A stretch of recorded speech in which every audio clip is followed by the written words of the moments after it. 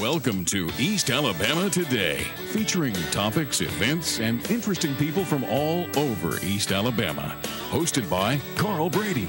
Now, let's get right to the show. Here's Carl Brady.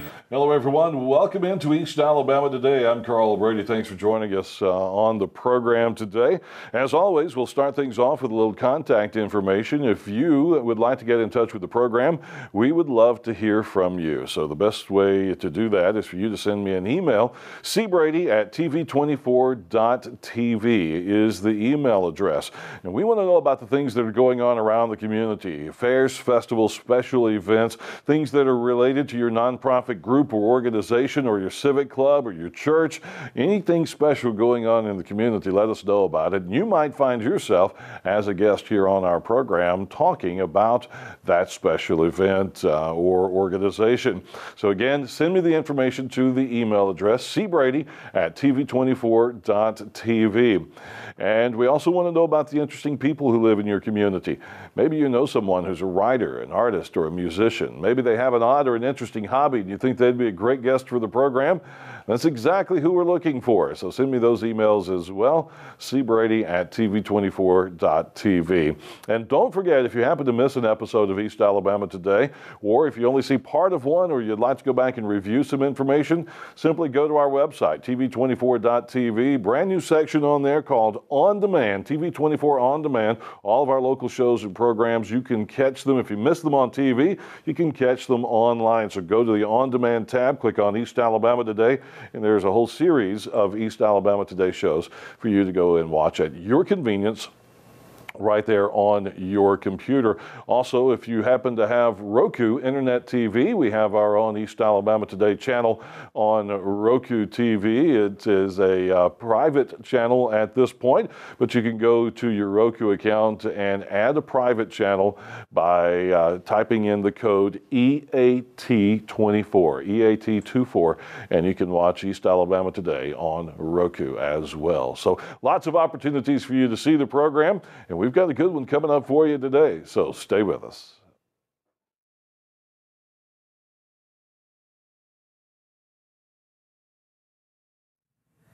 And we welcome you back into East Alabama Today. Again, I'm Carl Brady, and thanks for being with us on the program.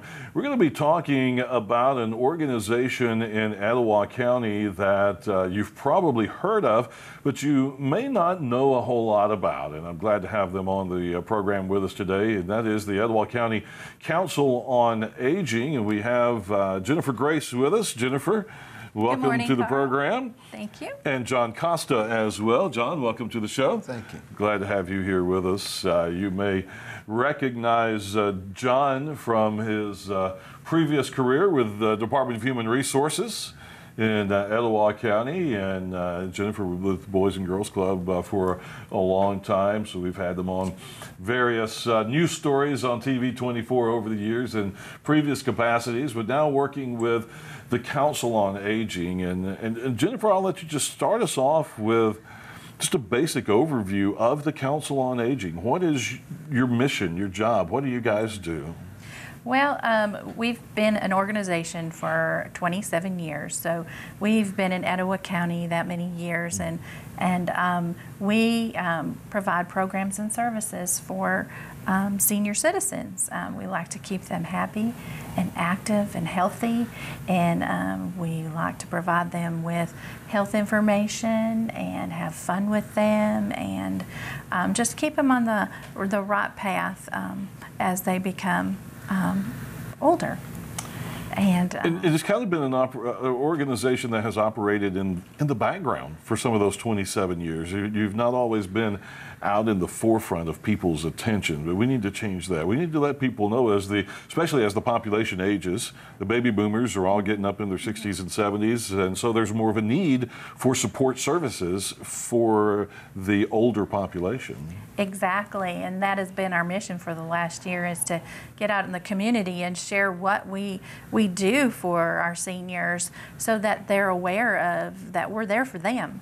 You know, a lot of them did not know that we existed, and so you know, we've been out in the community as much as possible and doing things for them so that we can get that message shared and around so that, they know what's going on. Absolutely. Well, John, talk about some of the programs you're involved with, and that are some of the highlight programs that people will recognize from the council.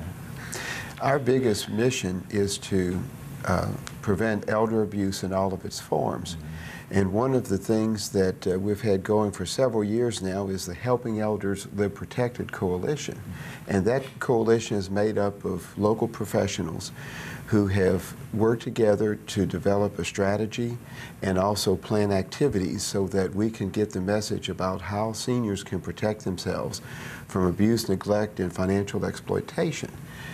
When you think that in our county, more than 16,000 citizens are seniors, 65 and older, and in this country, 10,000 people every day turn 65. You can imagine the problem is growing, and I just saw where the life expectancy is 86, 88 years old for men and women now in this country.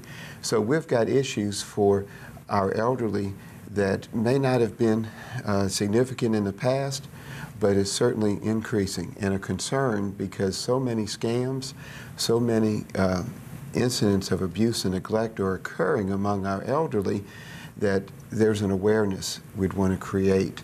And what we do through our HELP coalition, Helping Elders Live Protected, is plan quarterly meetings and also an annual event every year to highlight the awareness that our community and other professionals need to have about this epidemic. And you guys have been doing a good job of getting the word out on that and holding special seminars and things for the public. And even the leaders in Montgomery have started to take more notice on that. Didn't they address elder abuse issues in the last legislative session? A couple of years ago, there was a new law passed, to make the penalty greater for abuse and neglect of elderly people. And that, I think, is the first step to creating the awareness that it's a growing problem. Think about this, Carl. During a senior's lifetime, 1 out of every 10 seniors will be subject to abuse or neglect. That's significant when you think of all the people you know. 1 out of every 10 will suffer unnecessarily because of things perpetrated on them by others. We think of child abuse and the crime that is. Well, now we're seeing at the other end of the spectrum those kinds of things happening, particularly the financial exploitation. Our older citizens generally have more money. They've saved for retirement, they've invested, and they're prey to scams, even some family members that would take advantage of those resources. Right. And instead of in the twilight years that have that for their care and well-being, they don't any longer because others have taken advantage of them and squandered their resources they had saved. How do you watch out for that? How do you prevent that from happening, an unscrupulous family member taking advantage of grandma who has Alzheimer's or starting to show signs of dementia and can't remember that I've already paid that bill for her this month, or how do you fight against those kind of things? Well, we have a strategic plan through our HELP coalition, and that is to encourage other professionals and also more community involvement in getting that word out so that when people hear of things happening to others, they just don't turn a deaf ear to that. They're encouraged to report to the Department of Human Resources or law enforcement incidents of abuse or neglect or exploitation. They're also encouraged to be proactive within their own families, to look out for their elderly family members, because many times we've found that it's the younger family members that are at that front line of defense to protect their elderly family members from what may happen to them in this world, from the calls, the emails, the solicitations that our elderly get and are very confused at times, particularly requests for money. We want our younger family members to be on the lookout and to take actions to protect them. And we find that sometimes that is more effective But of course, we also want to get the message out to the seniors by events we're having so that they hear, no, don't give personal information out on the telephone when callers ask for things. Unless you've called them first, you have no business talking to them on the phone because you've not asked for anything they're trying to sell you. Or at least, especially if you have a son, daughter, or grandchild that you trust, and most families I'm sure do, you know, call somebody. If somebody calls you on the phone, wants your social security number, or wants your, or says, well, you haven't paid your cable bill this month, well, I need this information, or whatever, call somebody you trust first and say, what's happening? Can you check into this for me? Or that kind of thing. And that's always good advice for seniors. You mentioned a good point. We also do presentations through Senior Medicare Patrol to caution seniors about what fraud has taken place through health care information, and that many times that's very lucrative to scammers to trick our seniors into giving them health care information so that things can be fraudulently charged to the federal government. Right. You know, so that's another program we have, and presentations we can give to any group or organization how they can protect themselves from Medicare fraud. Now, in some cases, I would assume some seniors need to be protected from themselves because they neglect themselves. They will have a tendency maybe to forget to eat lunch, or they don't eat, and if you're not checking on them on a regular basis, there can be problems with that. So I think I've heard you guys talk about that before, and some things of checking on your elderly neighbors and family members just to make sure they're taking care of themselves, or still capable of taking care of themselves. Right, and then they also need to give you permission to be able to help them also too. Right. Yeah, we get several calls, and you know, we can direct them in, you know, we can point them in the right direction and help them. We love to counsel folks when they have decisions to make about the care of their elderly family members, so that they can understand how it works. They can feel good about making decisions that are tough decisions in any family, but ones that will ensure the quality of those family members' care. So feel free to, you know, to ask us what to do, how to do it, and we'll be glad to steer them in the right direction. We need to take a quick commercial break, so let's do that right now. We'll be back in just a moment with more with the Council on Aging. Stay with us.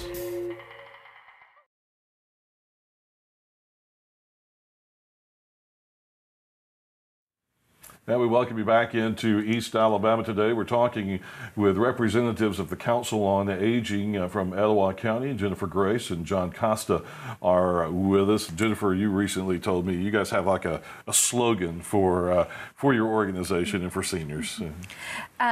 For 2014, our slogan is to be healthy, active, and happy, because we felt that those were three components we wanted to address with our seniors. And, you know, we have been, had a lot of calls for dementia and Alzheimer's, and investigating that and researching that.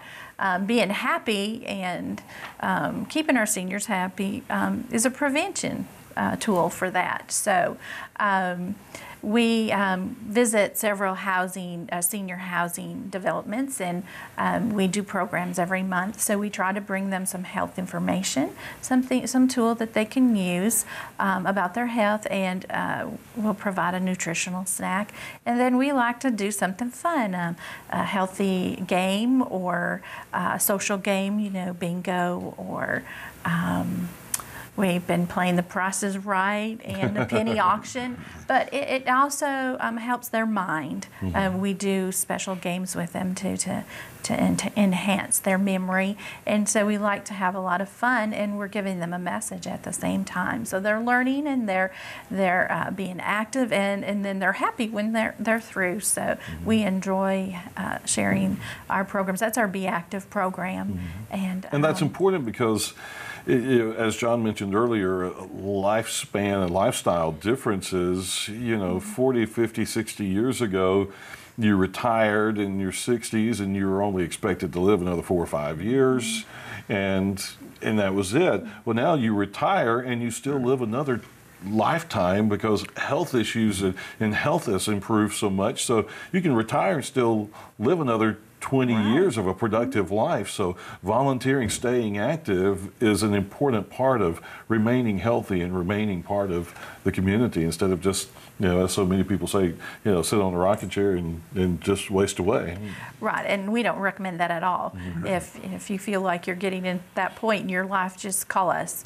We need volunteers, and we love our volunteers to help us, and we have programs that we can get you active in and get you out of that situation, because just because you're retired doesn't mean you have to stay home and be depressed or not feel like you can continue on and be happy. And there are so many ways to contribute to the community as a volunteer, even in your senior years. Oh, yes. Because seniors have so much knowledge, especially Exactly. If they were a retired professional person, a retired business person, they have business knowledge, they have knowledge of numbers and accounting, and there's things that they can volunteer for there. We've talked to some volunteers, some elderly volunteers recently who are in their 80s, still actively volunteering, and they tell us that being out, seeing people every day, helping people every day is what's kept them going and kept them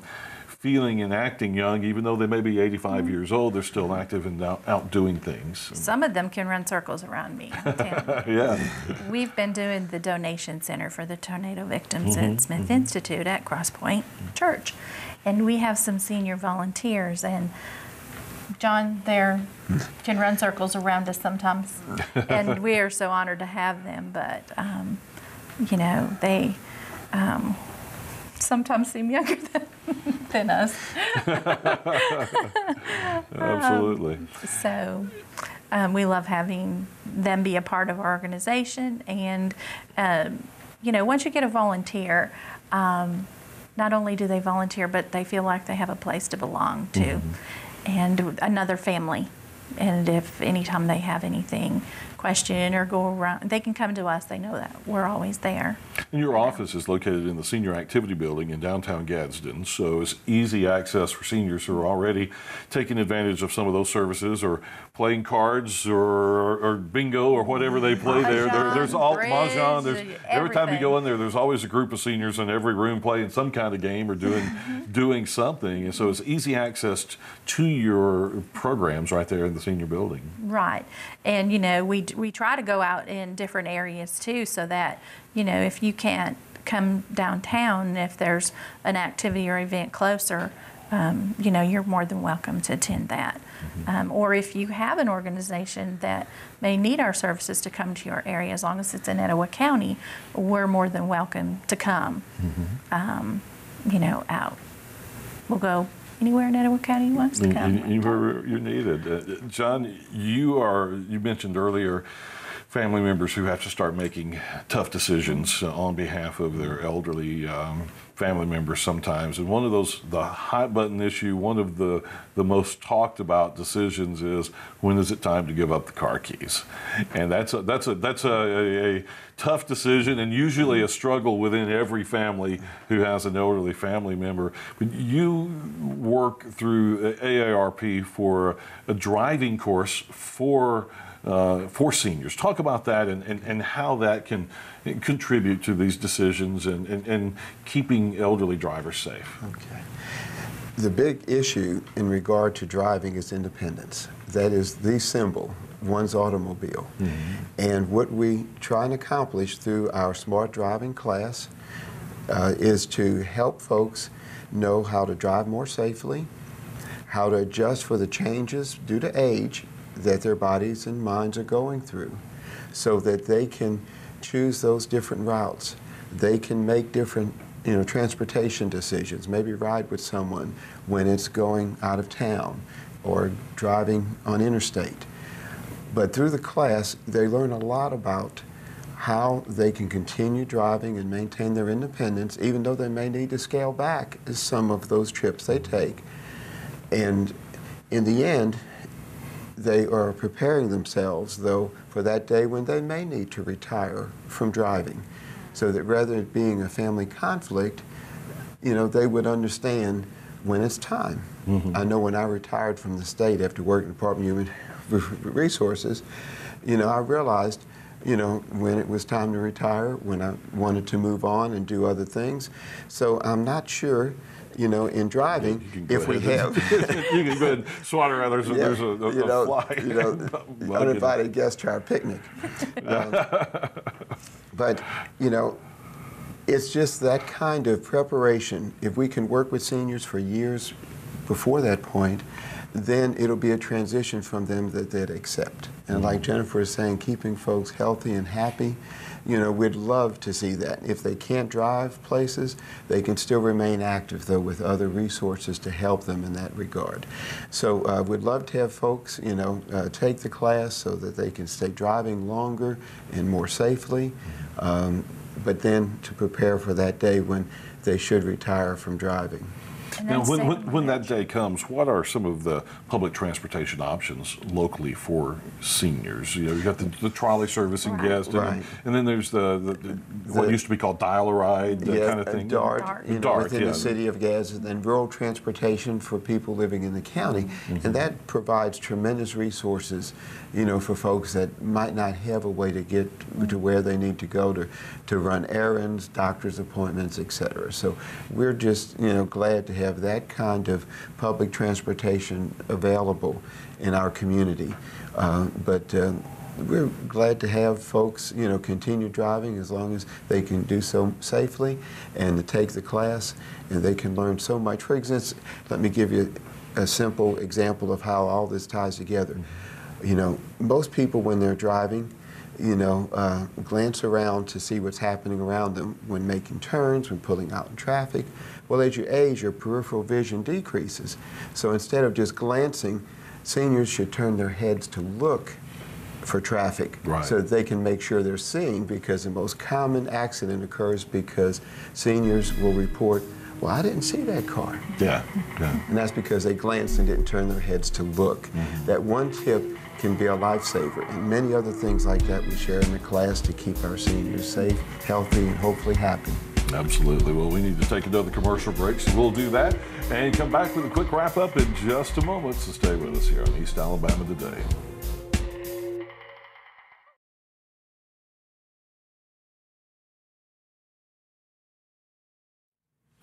And a few final moments with the Council on Aging of Etowah County. And Jennifer, we mentioned that your office is located in the senior building downtown, but how do people find you online, phone numbers, Facebooks, those kind of things? Well, you can call us at 256-543-3616, or we're on Facebook. We want everybody to like us on Facebook. And our website's www.etowahcoa.org. Okay. And you're on the second floor of the senior building downtown. Right. And the address is 623 Broad Street. Second floor, park in the back, take the elevator, especially if you're a senior, and we're the first hall on the right. Absolutely. And keep an eye on TV24, Facebook, social media, things like that for more and more events coming up from you guys. And we'll go ahead and mention quickly, we'll do another show about this, but when the enrollment period, was it Medicare, Medicaid enrollment comes up in the fall, you guys are going to be offering some special help in those situations. Each year there's open enrollment period, and it's October 7th through December 15th, is that usually? About 3 months, depending on where those dates fall. And we do the Medicare open enrollment Part D prescription drug plan. So if you're a senior, you need to check every year your plans just to make sure for savings purposes and make sure they're covering everything that needs to be covered for you. Okay, and we'll talk more detail about that in a future show as we get closer to that. Right now, Jennifer, thank you for being with us. Glad to have you. And John, thank you as well. And folks, we want to thank you for joining us for East Alabama Today. Hope you have a great day, and we'll see you next time.